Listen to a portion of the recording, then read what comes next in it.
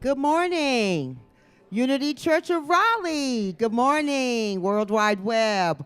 Welcome today. As we continue to celebrate and honor Black History Month, let us stand and sing the song of our forefathers. Lift every voice and sing. Lift every voice and sing till earth and heaven ring with the harmonies of liberty. Let our rejoicing rise high as the listening skies. Let it resound loud as the rolling sea. Sing a song full of the faith that the dark has taught us. Sing a song full of the hope that the present has brought us. Facing the rising sun of our new day begun, let us march on till victory is won. God of our weary years, God of our silent tears, thou who hast brought us thus far on the way, thou who hast by thy right led us into the light, keep us forever in the path we pray, lest our feet stray from the places, oh God, where we met thee, lest our hearts drunk with the wine of the world forget thee. Shadowed beneath thy hand, may we forever stand true to our God, true to our native land. All right, good morning. Thank you. Thank you. Thank you, Nisha and the band. And let's just stay in this place of prayerful contemplation. I invite you to join me by closing your outer eyes, taking a deep breath in,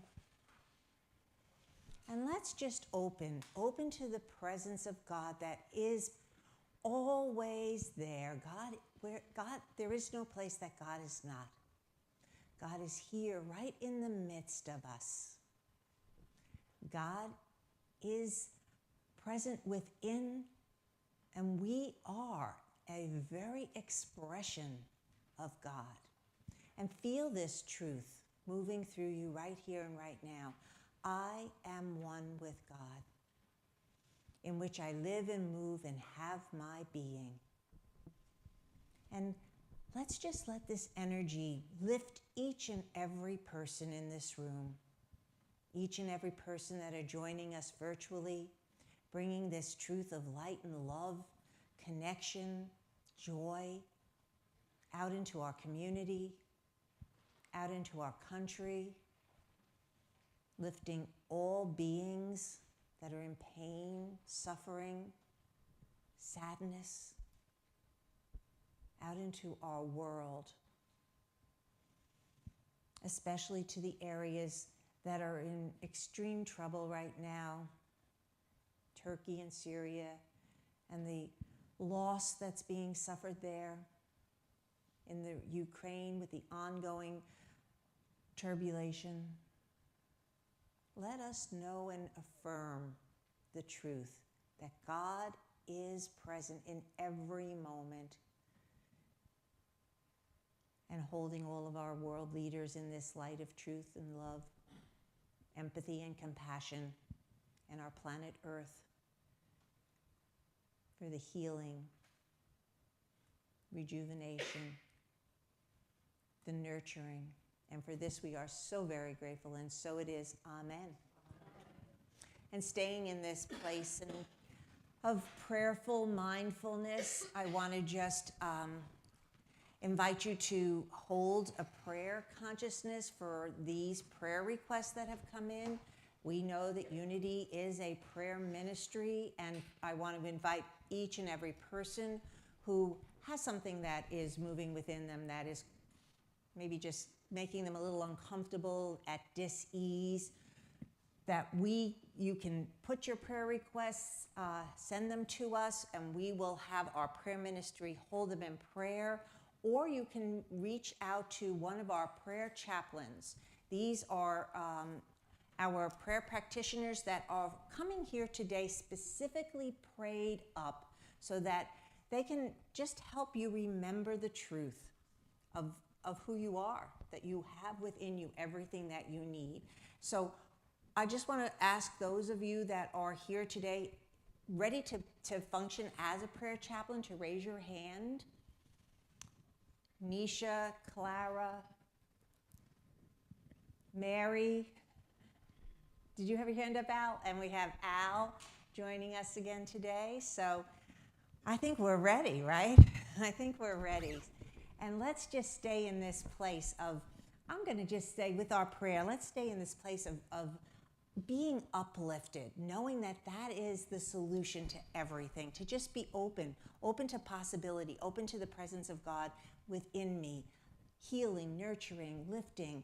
And we affirm this for all of these prayer requests that have come here to us and that will move on from here to Silent Unity to be held continuously in prayer for the next 30 days, 24/7. So let's breathe in on that. Let's just take that all into a moment of breath as we recognize the power that's right here in prayer in this room. And so it is, amen. And now I want to welcome everyone. It's good to see you here today. And, I'm looking around, and it's nice to see so many faces and to have so many people here with us this morning. It's kind of fun. I'm going to share briefly that Al and I made a big trip yesterday. We took a 3.5-hour road trip one way, out to Charlottesville, Virginia. There was a conference that was given by our, and we had to take that same trip back. So we saw the sun coming up. We left at 6 o'clock from the church. We saw the sun coming up, going out, and we got to see the sun setting on our way back home. So, and it was lovely. It was really, really, he's a great driver. It was very relaxed and pleasant conversation the whole way. And we had a conference led by Shad Groverland, who is our CEO and president of Unity Worldwide Ministries. And it was just really, to me, I love going to those kind of things because they just energize. There was a lot of ministers. It was for ministers and LUTs. And there were a lot of people there listening, and he was sharing what focused ministry is looking like today. So I do want to share some of these ideas with everybody here because I think they're exciting. They're exciting to know that there are different ways that we can approach. How do we do this together? What is our purpose? Who are we here to be as a church, as Unity Church of Raleigh? Really, that's so that's kind of what our purpose in this year is when we talk about the theme of living from our divine essence. It's really, what does that actually even mean to me, right? It's a great theme, sounds wonderful. It's a theme that invites us, I think, into something big and grand, living from my divine essence. But unless we really start to kind of understand what does that actually even mean? What is my purpose? What am I here for? Individually, collectively, then we're gonna just kind of stay in that heady place and not really embrace all the ideas that are coming to us right now in this time of change so beautifully. So anyway, we're going to be talking more about that, I think, a little bit more when I go on my journey with the talk. But right now what I want to do is I want to welcome everybody that's here today. Is there anyone here for the first time or coming back? Well, Al's coming back. He's been away for a little while, so we're all very glad to have you back here with us, Al. And now we're going to welcome everybody to just look around. We're not going to get up and hug right now still. We're just going to look around and see each other and do our welcome song.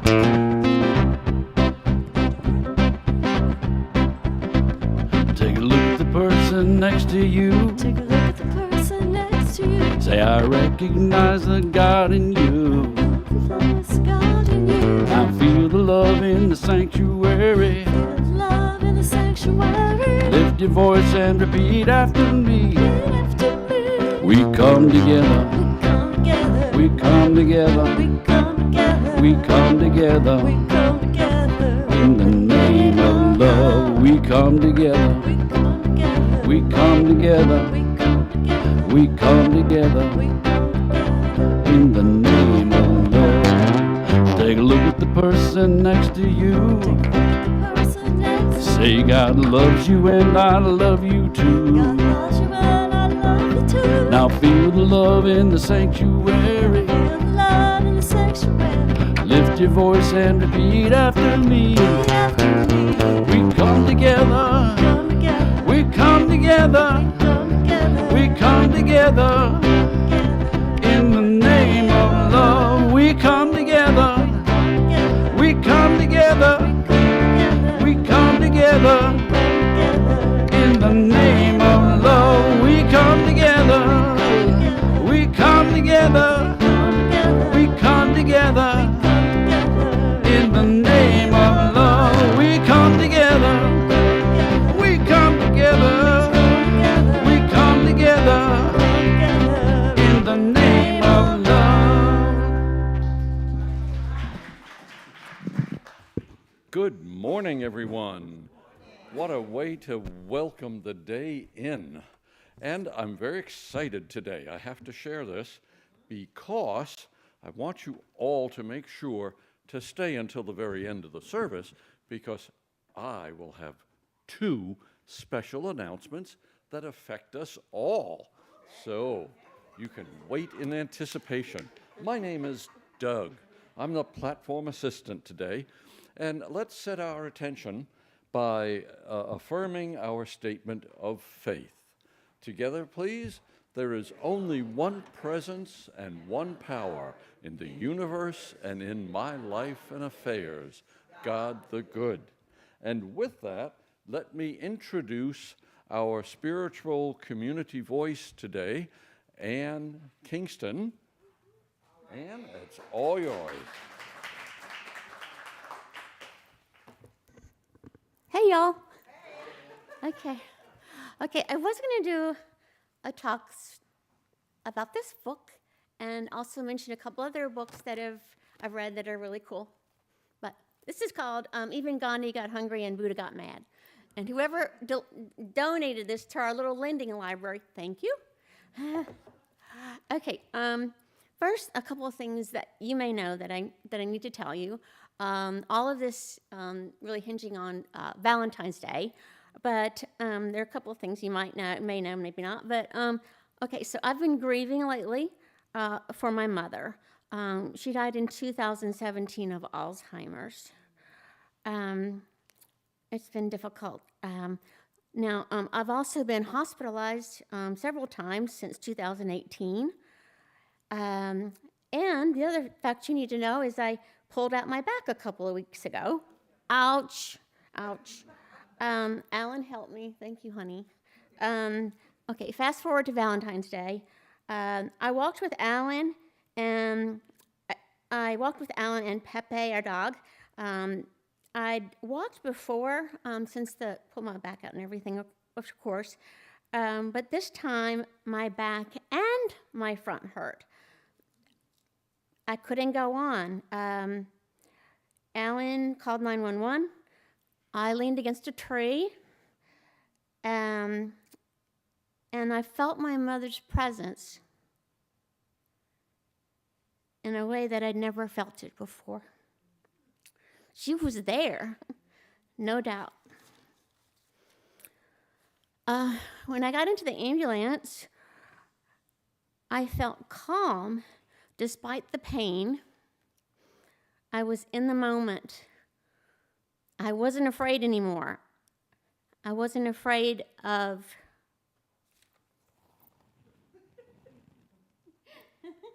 something or heaven. My mom and I had this kind of thing where we were kind of like, I don't know if I really want to be in heaven just like playing harp all the time. That's going to get a little dull, don't you think? I'm like, yeah, and this forever thing is really hard to get my wrap mind around it, right? We felt the same way. Okay, so when I was in the ER, I thought of a song that my mother, Bill, and her sister, her brother Bill, her sister Ruth, used to sing together, harmonizing. The song is farther along. A funny thing I want to just mention is, thinking about it, I wasn't always sure if it was father alone or farther alone, so I Googled it. Okay, and so that's when I found the song, and it was really so special to me. My uncle was a musician. He played the fiddle and the guitar, and it was in a band. And my aunt was just so sweet and so much fun, always looking on the right side. And of course, my mom, I don't even go where I can't even talk about that. It'll be a big puddle. Okay, so the chorus of the song is, "Farther along, we'll know all about it. Farther along, we'll understand why. Cheer up, my brother, live in the sunshine. We'll understand it all by and by. Yeah, we'll understand it all by and by." And I want to thank the Unity community so much, guys. There's so many things that I've been led to do thanks to you. Thanks to the Unity Holistic Wellness Center, which has been great. But I'm going to take some credit here, along with God, because we worked as a team. So, and thank you so much.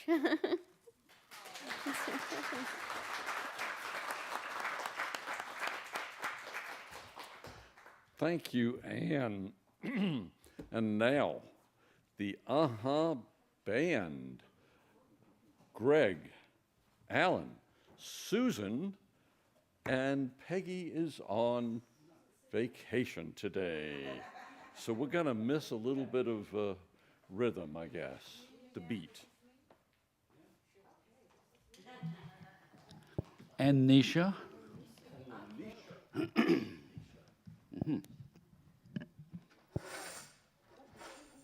Bam! Welcome to the stage. All right. So law of gravity strikes again. Sober. So sorry, you guys. This is a beautiful song that came to me recently, and it speaks so much about where we are in a ministry like this and living from our divine essence. Hope you like it.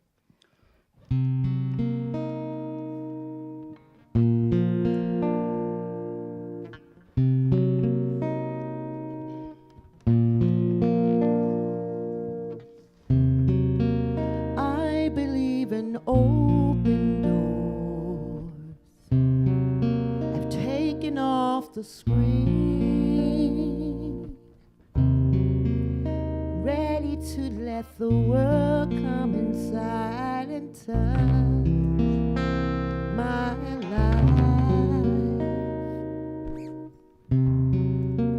I no longer be defined what someone else believes that and now that I have dropped the weight, I am light as a feather. It's time to elevate.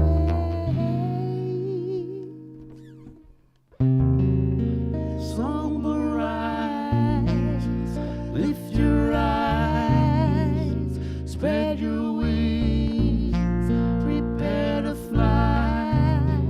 This is the moment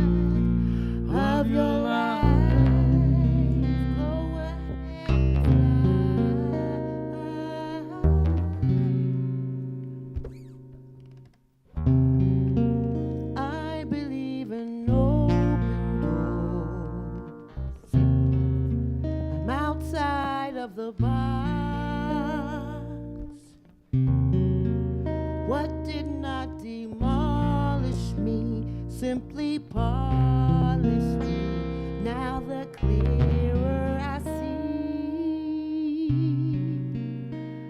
I know where I want to go. I am living in the flow. Now that I have dropped the weight, I am light as a feather. It's time to elevate.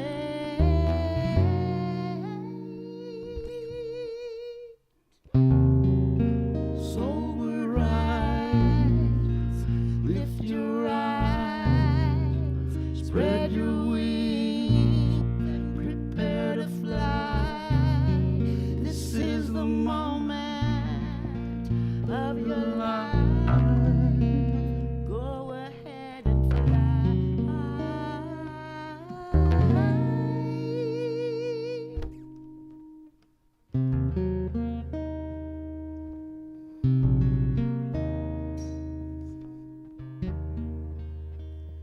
I believe in open doors.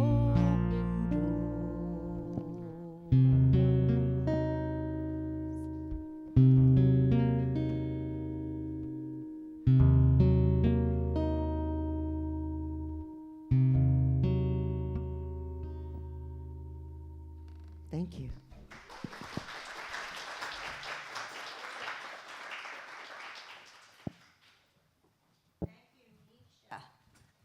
Beautiful song. And thank you, Anne. Thank you, Anne. You know, I really loved listening to you talk about your experience, especially with your mother's presence. And I could just sense and feel how that still is resonating with you. And isn't that wonderful that, you know, we get to be here on this earth plane, and that's actually what I want to talk to you today about. I want to talk to you about this experience that we call life, right? This journey that we're here, because a lot of us will start to sometimes think, you know, we've talked about this before. What is my purpose? Why am I here? These are the many big thoughts that actually man from the very beginning of time has thought about these things, right? Who made the universe? You know, what's behind the purpose of all of this? And to that very fact, what has happened is that we have a whole series of creation myths. And these go across different religions and cultures, and they try to give understanding and meaning to exactly this, to how this all comes to be and how we're here. What's our purpose? What are we all here about? So I'm going to start today with a little creation myth, and let's see what we think about this, how it might resonate and stay with us. From the very beginning of time, the one knew that she was omnipresent, that she was completely unlimited. There were no limitations. She knew that she was omnipotent, that everything was able to happen all the time, no boundaries. And as she rested in this place of knowing, omniscience, knowing that she knew everything, she started to get a little uneasy. If I am actually omnipresence, then how do I really have any limitations? I don't understand what would make the difference between a limitation. If I'm omnipotent, then how do I understand powerlessness? And if I'm omniscient and I understand everything, then why am I wondering all of these things? And she had a wonderful insight because she is omniscience. And she said, what I will do is I will create a situation where I become a dream, where I step into this dream, and in this dream I will be powerless, and in this dream I will be limited, and in this dream I will struggle with challenges and feel pain and sorrow. And in this dream, I will do these things because for me to know and understand everything, I have to be able to understand the very nature of reality, which has both of these elements. And as she was doing this, the one said, "Let there be light." And there was light. And a big bang. And then there was time and space and matter. And the dream began. There's so many different creation myths that I could choose from to start this. I liked this particular one because it really talks about waking up to what we're here about. And how does this even, how do we step into this idea? Charles and Myrtle Fillmore kind of gave us a beautiful map that tells us how to do this gracefully. And we might refer to that as the metaphysical dictionary, the metaphysical Bible dictionary, because one of the things that they did through prayer, through meditation, through studying, being open to all of these new ideas, new thought, all of these new ideas, they realized that, from Charles, what he started to realize is that the Bible, he looked at it as the metaphysical interpretation is the soul's journey. This is human consciousness of the soul's journey through life. So this ties in a little bit with what we've been talking about with Richard Rohr when we were talking about mature and immature religions, right? So when we talk, and again, not to kind of be sounding critical of different religions, it was really the language of mature and immature. It was really saying the immature was the early stages of understanding God, right? So we can liken that to our own creation story. We start out as young, we learn, we try on ideas, we expand, and hopefully we evolve, and eventually we have a very different, as we become adults, we have a very different idea about life and relationships. So that's the same principle that he's using with religion.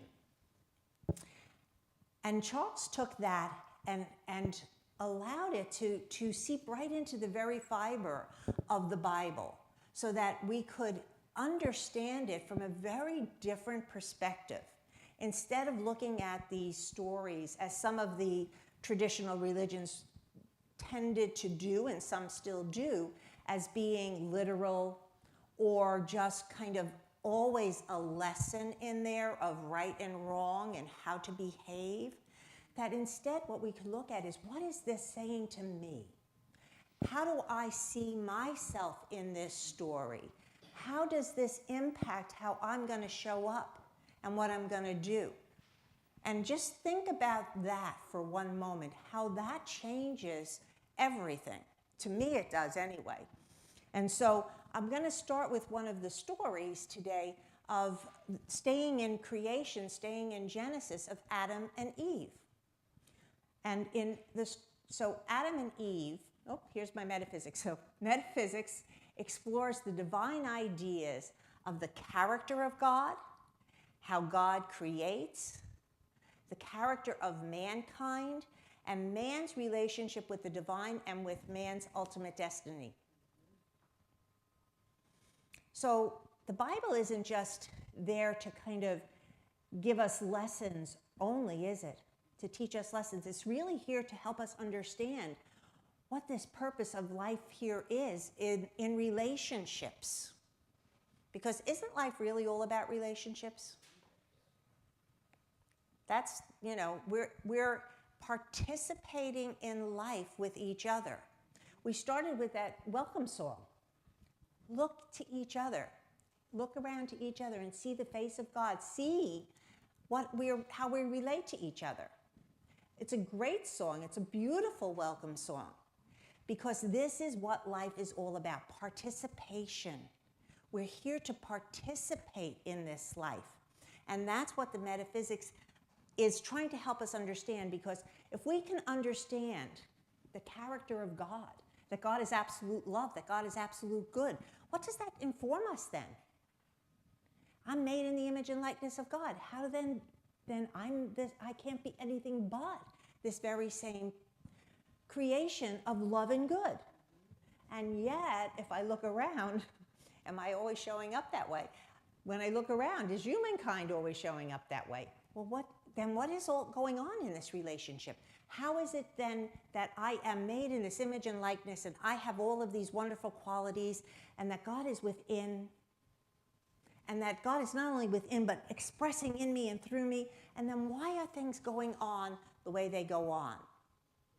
And we'll go into the story now, a little bit of the Adam and Eve, because this ties in to me when we look at this metaphysically, because we find in the allegory of Adam and Eve a sacred narrative describing the soul's evolution from the sleeping Adam to the awakened Christ. So a lot of us have heard of the story of Adam and Eve. Adam and Eve are in this garden of paradise, right? And Eve is tempted, it's the woman, right?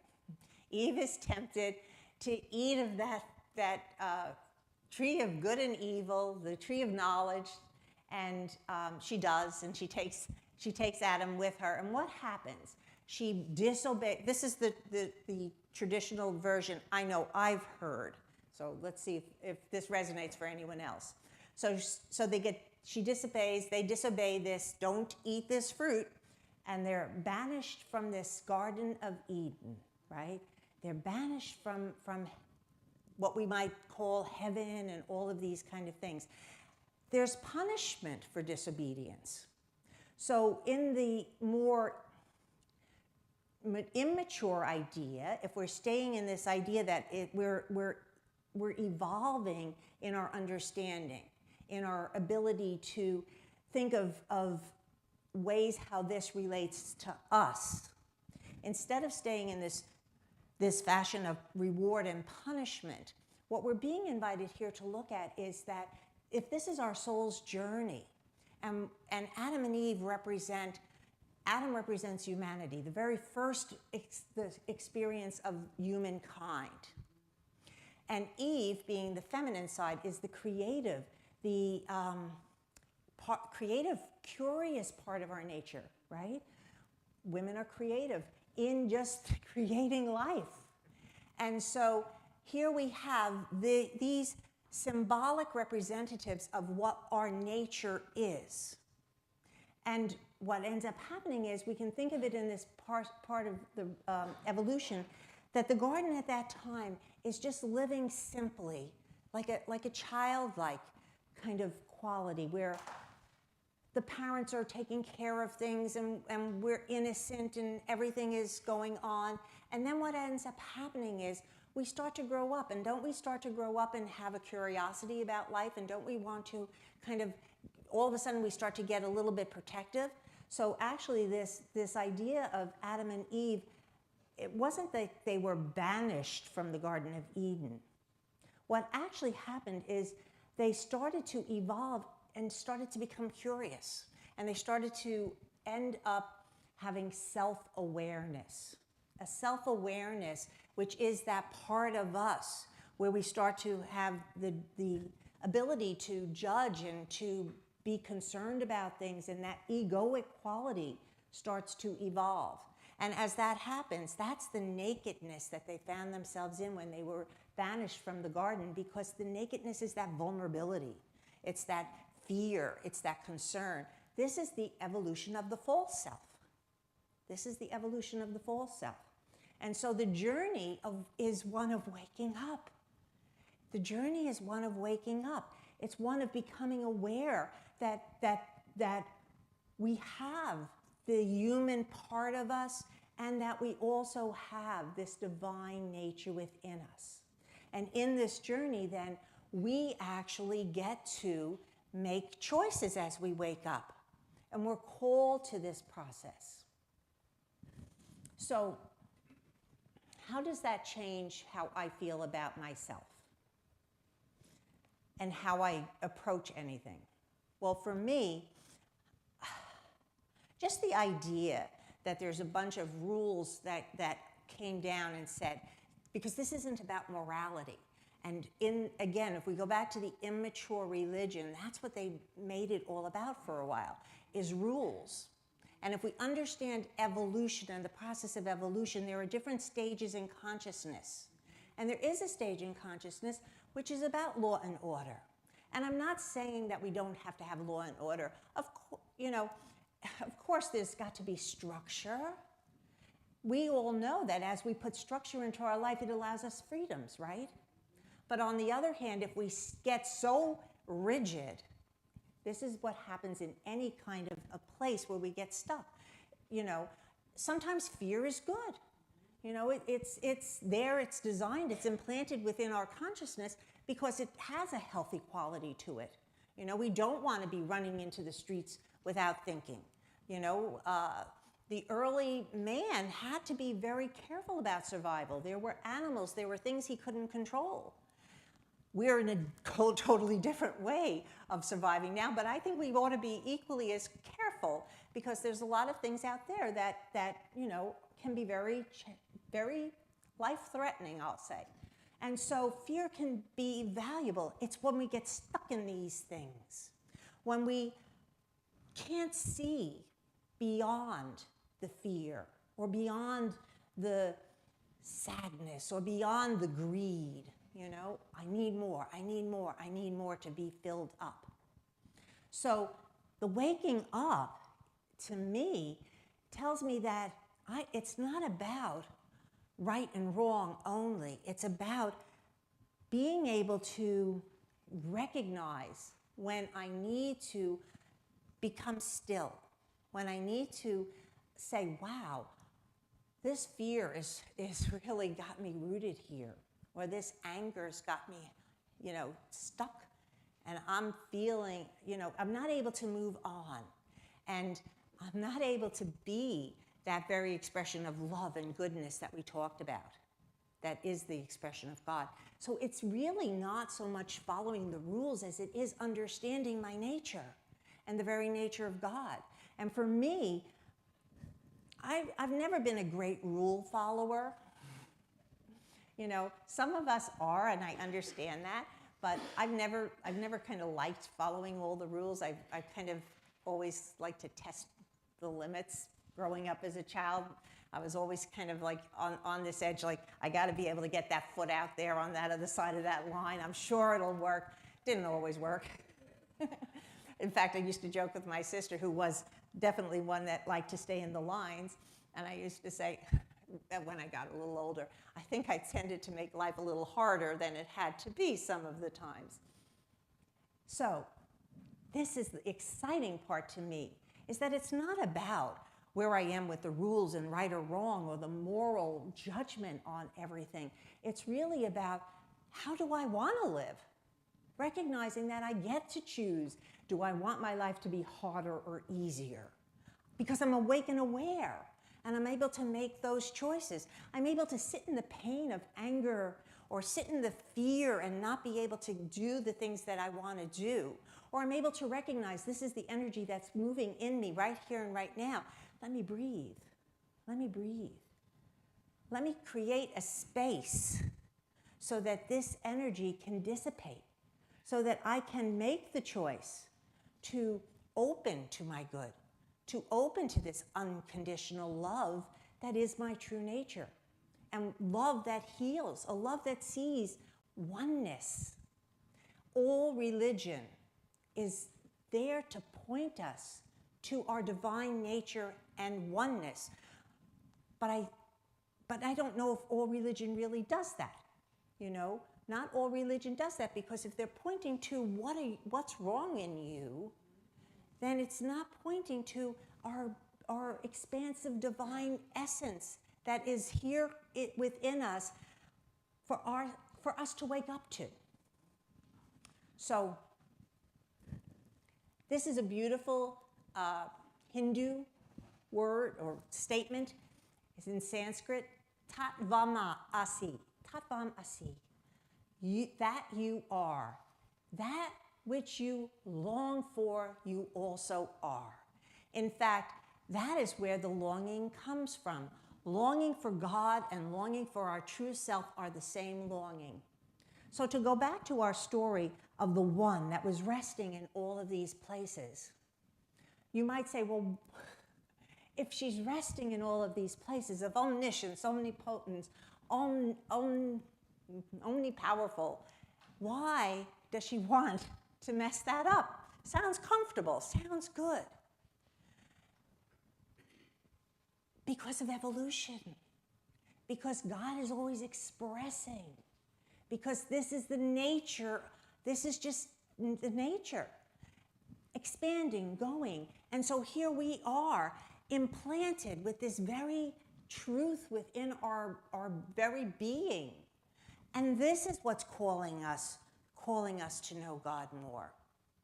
All of you that are sitting here, myself, all of us in this room, are here because we already know this on a level. We already are awake enough to say, I want to know more about this relationship that I am with God. Remember, we started by saying in metaphysics that it's about relationship? The metaphysical understanding is my relationship with God, and therefore with each and every one of you, because we're all an expression of the one. So I cannot understand God and fully wake up to what life's purpose is about if I don't understand this creative essence of oneness that I'm a part of. Because then I start to see separate. I start to see you as different.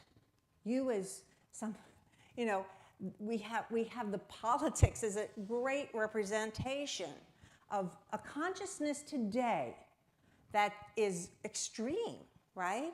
Extremely different ideas of what is the best way to live a life. Somehow we have to find that place where we can come together. If we stay in these places of opposition, it just grows. It just grows.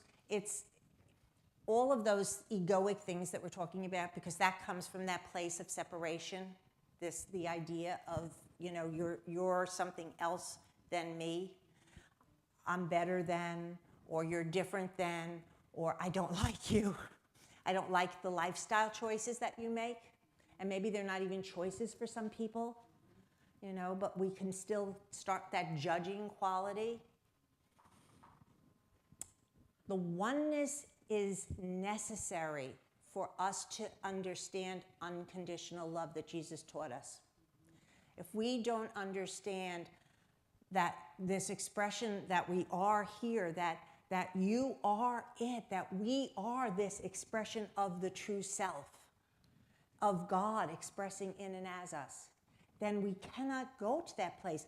But the exciting truth is that we're here to share in this knowledge of how do we do this? How do I wake up? How am I able to change my life so that I'm able to feel loving, so that I'm able to feel this inner joy, so that I'm able to appreciate all the gifts that each and every person in this room has, because we all come into life with these special, wonderful gifts. And if we're stuck in that place of anger or fear or judgment and evaluation, we miss all of that. We miss it. And so let's look again to the Bible. And what we have here is Paul in Galatians 2:20, and he's saying, it is no longer I who live, but Christ who lives in me. When Paul had his conversion, when he had his transformation on the road to Damascus, he was struck blind by the light of truth. And he was transformed, right? He wasn't the same tax collector, representative of Rome. He was this now, just wanted to be a servant of God. So he had a complete transformation, so much so he changed his name, which we understand metaphysically means he changed his nature. And that's what transformation is, right? It's how do we change our very nature? How do we just automatically live in this place of loving each and every one and ourselves? Over 130 times in the Bible, Paul makes references to in Christ. In Christ. And he's the one who wrote, in God we live and move and have our being. This is what he's talking about. He's not talking about the small self, the false self, as Richard Rohr calls it. He's not talking about that self that sees differently, the self that is got all of those constructs in there of, right and wrong and judgment and everything. No, he's saying, but it's the Christ who lives in me. It's that transformation, and that's how we automatically step into this place. And we do it by following what Jesus guided us to do. And Jesus guided us to, with his example, to simply pray, be quiet, be open to each person, to show up as this example of love and kindness. So what if we were to pause? What if we were to pause when we have those moments where we're not showing up as this unconditional love? Has anyone here ever been in a moment where they might have been less than this unconditional love? Okay. Yes. And that's fine, because the whole point that Jesus was modeling and demonstrating is that, we say he's the Son of God, and we also say that we all are this daughter and sons of God. We all are the children of God. Jesus is consciousness. We're talking about evolution here also. So the evolution of consciousness. Jesus understood what this means, how I live in Christ. And he lived there. That was why he was so powerful. It wasn't, he reached people. If we think about this whole story, he reached people who were suffering. He went out to the marginalized. He went out to the people who didn't have anything. Well, a lot of them were looking for a savior, a king, a messiah that would rescue them, but they were thinking a little more literal. They were thinking sort of like, give me some luxuries here, take me out of my pain and my suffering. And Jesus instead was inviting him into this consciousness that he was already present in, this consciousness of the Father and I are one, this consciousness of unconditional love. What is the biggest commandment? What is the greatest commandment? Love God and love each other. Love God and love each other. He gave us very clear instructions. And if you think about this, these people that were struggling, there was something about that message. That was that message that you are already it. There was something about that message that lifted them. There wasn't extra money flowing in. There wasn't extra food. I mean, he was able to feed the hungry by blessing the food, but they didn't come prepared to have, their own homes filled with all this extra food and all these extra luxuries. No. In fact, they were called to leave everything behind and come and follow me. So it's always the reverse of what we expect. The Christ who lives in me. The Christ who lives in me. So we've got the demonstration. We've got the idea that it isn't this false self, that I need to wake up to this dream, this illusion about how important I am, that it's all about me, and start to step into this place of oneness. Eckhart Tolle gives us very clear instructions too. Internal and external are ultimately one. When you no longer perceive the world as hostile, there is no more fear. So let's stop there for one moment.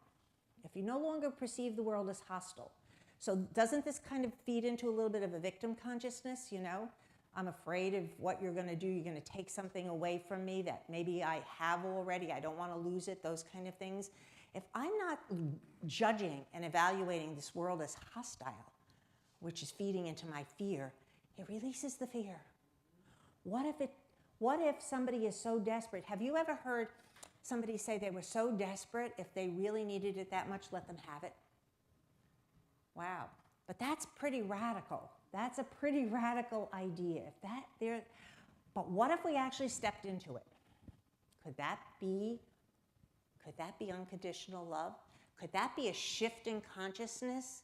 Because that's really what we're talking about, that same consciousness that when Paul was riding to Damascus and he was struck by this light of truth and was blinded by the truth. He was his false self. He got blinded in the physical realm, and he was enlightened in the interior realm. That's the transformation. And so there is no more fear when we let go of the world as hostile. And there is no more fear. And when there is no more fear, you think and speak and act differently. Love and compassion arise, and they affect the world. So we listen to the news sometimes, not all of us and not a lot, because it can be too much, right? There's a heavy message. It's a heavy message, right? So wouldn't you think the world could use a little more oneness, a little more love, a little more compassion, a little more empathy?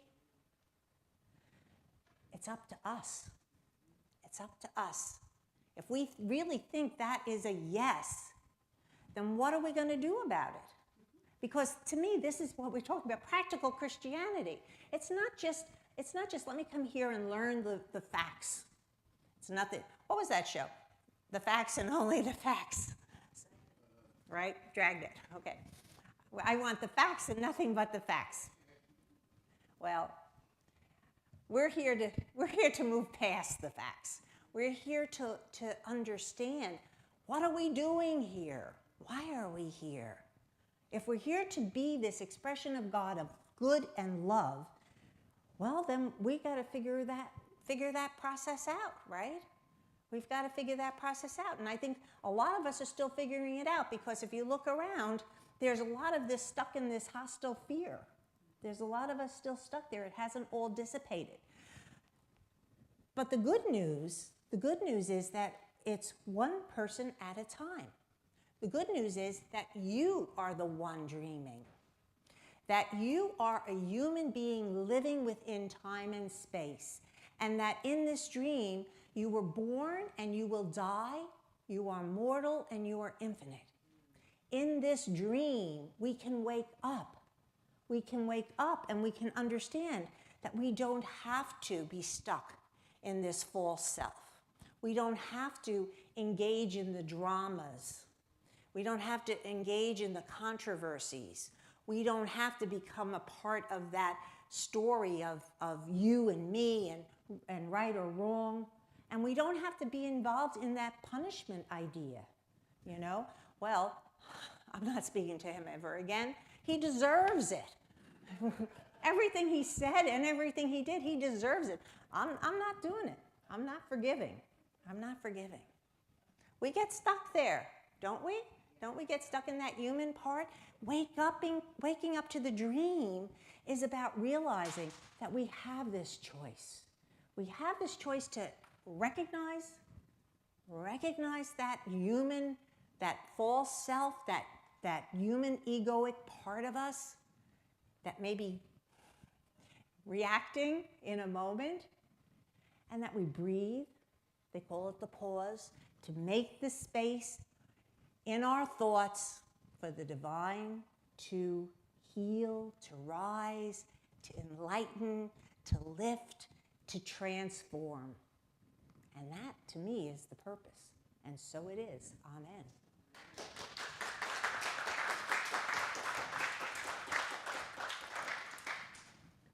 So now let's take these very same ideas into meditation. And I invite you to close your eyes. Just become comfortable. Relax. Take a deep breath in.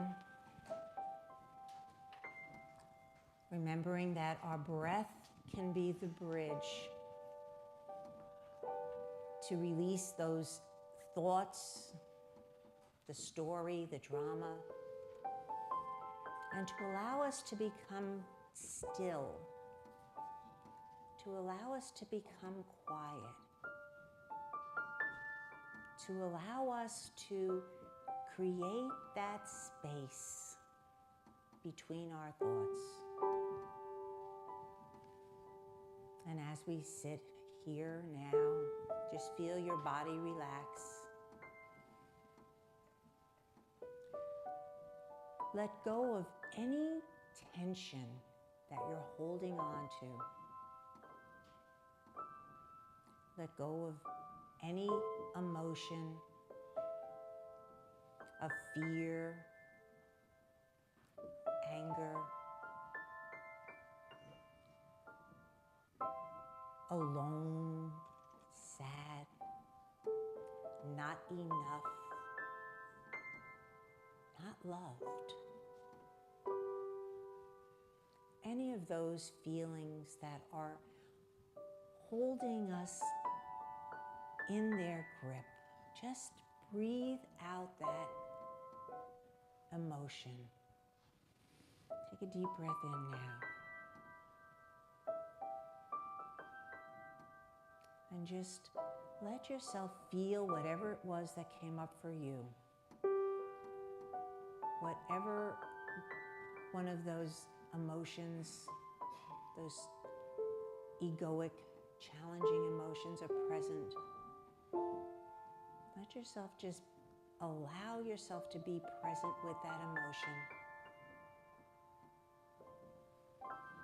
And as we breathe into it,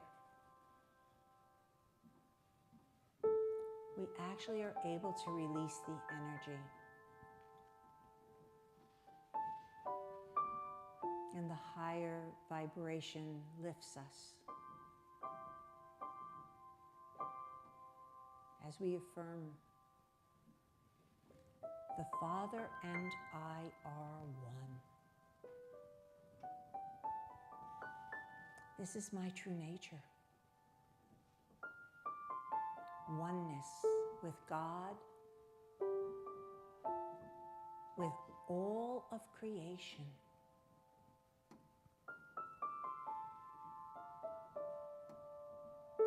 I allow myself to feel the excitement that comes with being awake and aware of this very presence of God within. I allow myself to connect with this energy of joy.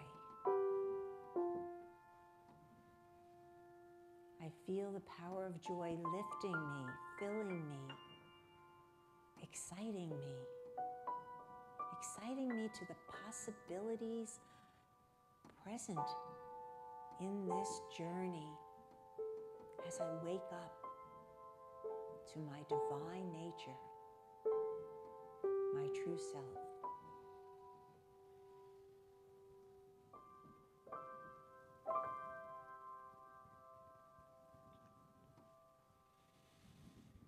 I allow myself to connect with the power of unconditional love. My very nature is love. Not an emotional love, but a powerful love. A love that sees past differences. A love that sees past separation. A love that's filled with compassion for each and every being. A love that feels empathy. What happens to one happens to us all.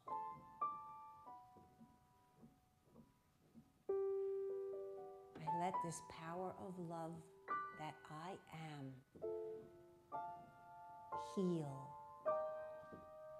unite, lift me.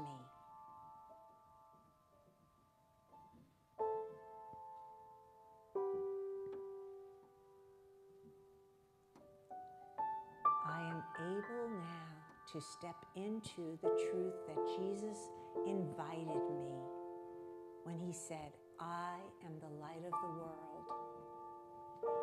You are the light of the world. Do not hide it under a bushel. I shine my love and light right here, right now, into this world. And so it is. Amen.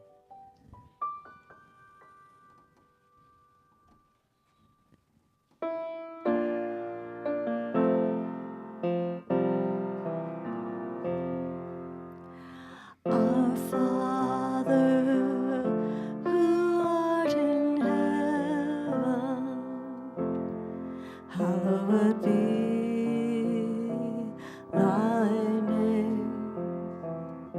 Thy kingdom come, thy will be done on earth as it is in heaven. Give us this day our daily bread, and forgive us our debts as we forgive our debtors. And lead us not into temptation, but deliver us from evil. For thine is the kingdom and the power and the glory forever. Amen.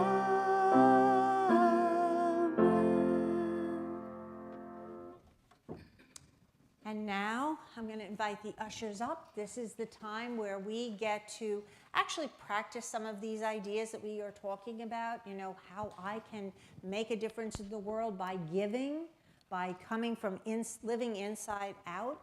And so I invite everybody to take your love offerings in your hands. This is, I want to refer to this as radical generosity. Right? Radical generosity, because everything that we're learning here is radically different, isn't it? How do I love? I love so differently if I follow this guidance by Jesus. And how do I give? Remember, let go of everything that you own. It's not about getting. It's about releasing and allowing. And that's what we're doing here right now in this time of donations. Because what we're doing is we're saying that this is a spiritual center that is important to me. This is my spiritual community. And this is my opportunity to lift it, to nourish it. And so we're going to take our donations. And those of you that are watching and are being spiritually fed, I want to invite you to participate in this part as well. You can press a donate button on the website, or text to give, or simply mail a check to the church. And so let us say together our affirmation. Divine love flowing through me blesses and multiplies all that I am and have, and all that I give and receive. And this is one of my songs, and it's about looking inside for our essence. So it's called Look No Further. 1, 2, 3, 4.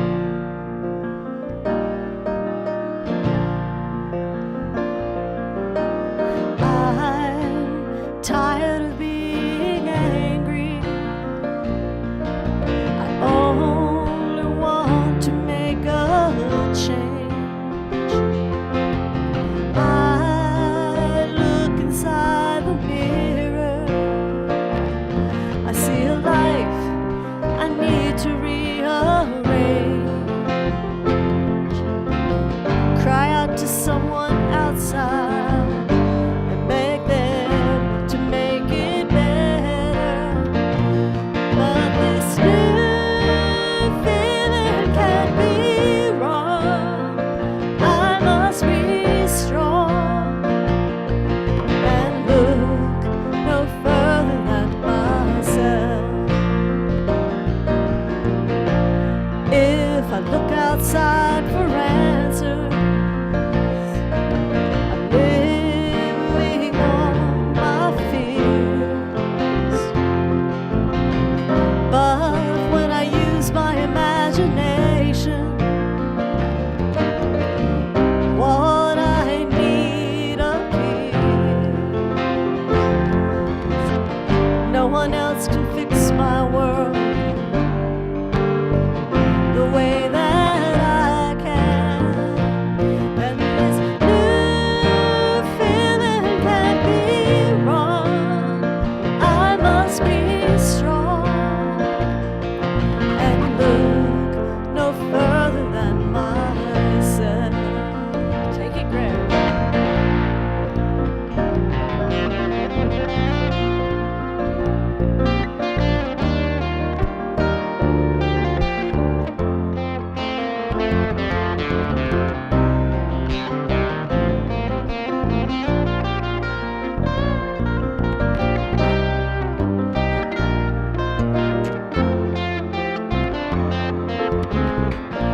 I am living proof I can change my world for good, and you can do it too. No one can change the world the way you do. You won't go wrong. You can be strong, and this new feeling can't be wrong. You can be strong and look no further than yourself. And this new feeling isn't wrong.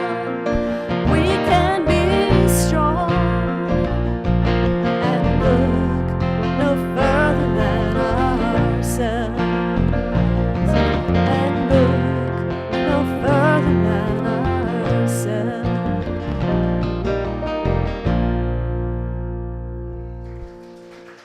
Thank you. Thank you, Susan. That was beautiful. Look no further than ourselves. Okay, our true selves, right? Perfect. All right, let's bring up our love offerings so that we can bless them. And what we do right now is we do an affirmation together that affirms who we are, right? Who we are here in unity. Unity Church of Raleigh is a welcoming community sharing love, joy, and spiritual growth with each other and the world through prayer, meditation, and the study of truth. And so it is. Okay. Well, Doug's got a lot to tell us. Exciting stuff. Boy, do I ever. So, I promised you 2 special announcements. First, we have our chefs. Ta-da! Here we go. Our special world-renowned lasagna dinner. Hi, everyone. So our 7th annual lasagna dinner is already here. This Saturday, don't forget it's this Saturday. I want to thank all of you that has generously already donated lasagnas, desserts, and raffle items. Thank you. After the service, we will have Louise and Nancy in the back to help you purchase tickets if you didn't already do that. If you didn't come prepared, you can always go on the website to do that. And then let's see, where else was I on this? And then we also have sign up sheets for volunteers for the day of the event. So please come and volunteer. It's always really fun to volunteer that night of the event. And Nisha is going to share with you a little bit about the music for the event. So I'm excited. Pack up all my cares and woe. Here I go, swinging low. Bye, bye, blackbird. Yes, that's taken from the American Songbook. And we're going to have fun with the American Songbook at our dinner. I'll be singing as well as other friends, and some of them are actually here today. Miss Ann is here today. She will be sharing her gift of song, as well as Ken. He's sharing his gift of song, and Clara, she left to do some goodie out there, but she'll be joining us as well. So we will be your entertainment, Nisha and friends. Oh, and Alan, that's right, he just joined us, another friend, which means, and thank you for doing that because he joined us last week. And so if you have a track that you would like to sing with the American Songbook, please let us know. Greg will be our fearless leader up on sound. We will have some line dances, of course. Got to have our line dances. So come out and join us from 5 to 8 this coming Saturday. Thank you.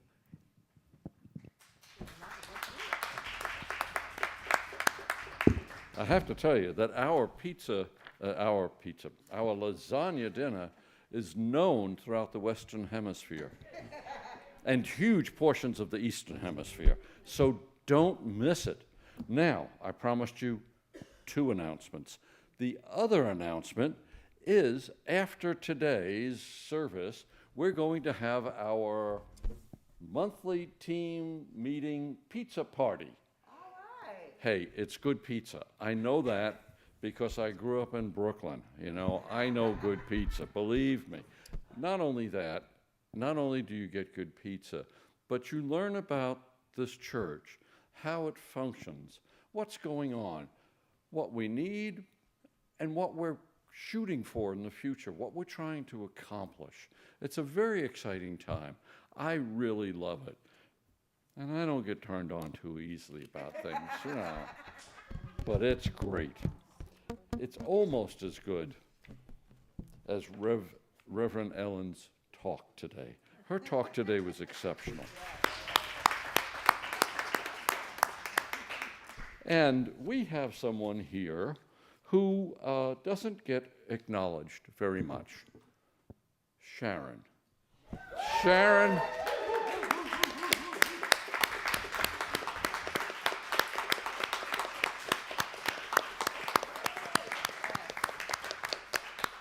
Sharon is responsible for these slides. She's also responsible for our website. She's working the camera. She does all sorts of things. A wonderful, wonderful person who does a great job. Okay, so after the team meeting pizza today, we're going to have our monthly Vibe Up from 3 to 5 with Stacy, a great event. And then following on for the rest of the week, we have the Heart-Centered Living Tuesday from noon until 1. And then on Wednesday, we have the Immortal Diamond, the Search for Our Time, our True Self, which is a Zoom class. It meets on Wednesday from 7 to 9, led by Reverend Ellen. 7 to 8, I'm sorry. Boy, reading is not my strong point. Yeah. And we have probably another slide, but that's all right. I can read in person. Here we go. Oh, there it is. Hearts in Unity on Saturday, February 25th. That is our worldwide famous lasagna dinner with all the trimmings. We have a dollar raffle. We have entertainment with Nisha and friends. Buy your tickets from our volunteers. And the lasagna will be judged by somebody here in the church who will remain unnamed, Greg. I'll announce later, Greg, who the person is going to. Is that okay? All right, keep it secret, right? Yeah, yeah. And I think someone's also going to judge desserts. Anyway, I'm taking enough time with this. Let's move on. What else do we have? The Wellness Center workshops and classes. We have 3 Tai Chi classes, yoga classes at 10 o'clock on Wednesday. Next Saturday, a workshop, Energy Healing 101 with Jackie Gardner. Meditation and mindfulness classes in March. And check the Unity Holistic Wellness Center.org site. And there is a healing service, a healing circle after the service. Let's see. And I think I am done. All right. Thank you, Doug. I do blank screens the best. Wow, we've got a lot going on, don't we? There's so many wonderful things to tap into. So it's a great opportunity to express your true nature. And I do want to give a plug for Jackie. She's, raise your hand, Jackie. This is going to be her first workshop that she's doing for our Holistic Wellness Center. So I'm excited, and I hope you all come out and support her and learn something at the same time. So now let's do our prayer for protection. The light of God surrounds us. The light of God surrounds us. The love of God enfolds us. The love of God enfolds us. The power of God protects us. The power of God protects us. And the presence of God watches over us. The presence of God watches over us. Wherever we are, God is. Wherever we are, God is. And all is well. And all is well. And now I invite you to stand up and sing our peace song. Yes, there is peace on earth, and yes, it begins with me. Yes, there is peace on earth, the peace that was meant to be. With God as creator, united on our way. Let's walk with each other in perfect harmony. Yes, peace begins with me. Yes, this is the moment now. With every step I take, let this be my joyful vow. To take each moment and live each moment in peace and harmony. Yes, there is peace on earth, and yes, it begins with